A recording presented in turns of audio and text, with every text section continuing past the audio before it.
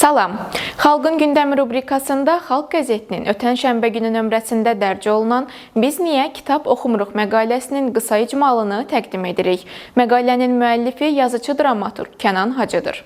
Kənan Hacı məqaləsində mütaliənin insanın mənəvi zənginliyi və cəmiyyətdəki mövqeyi üçün həlledici rol oynadığını vurğulayır.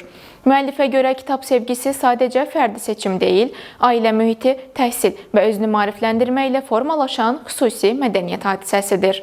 Kənan Hacı nostalji notlarla xatırladır ki, yaxın 10 illiklərədək kitab hər evin mənəvi sərvəti idi. Hətta sadə peşə sahiblərinin belə evində klassik ədəbiyyatdan ibarət kiçik kitabxana olurdu.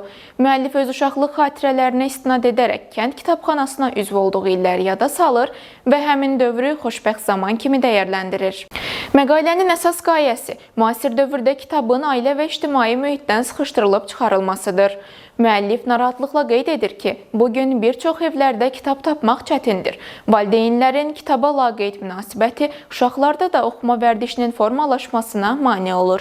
Problemin kökü məhz ailə mühitindədir. Kənan Hacı həmçinin medianın və cəmiyyətin kitab təbliğatında passivliyini tənqid edir. Onun fikrincə, kitab kommersiya məhsulu kimi deyil, mənəvi sərvət kimi təqdim olunmalıdır. Yazıcı və kitabın nüfuzu artdıqca oxucu sayı da artacaq. Müəllif internetin kitabı əvəz edə bilməyəcəyini xüsusi vurğulayır. O, onlayn məlumatların çox vaxt səthi və yanlış olduğunu bildirir və kitabı insanın düşüncə dünyasını formalaşdıran əsas vasitə kimi təqdim edir. Bu kontekstdə o, Ray Bradbury'nin məşhur fikrini xatırladır.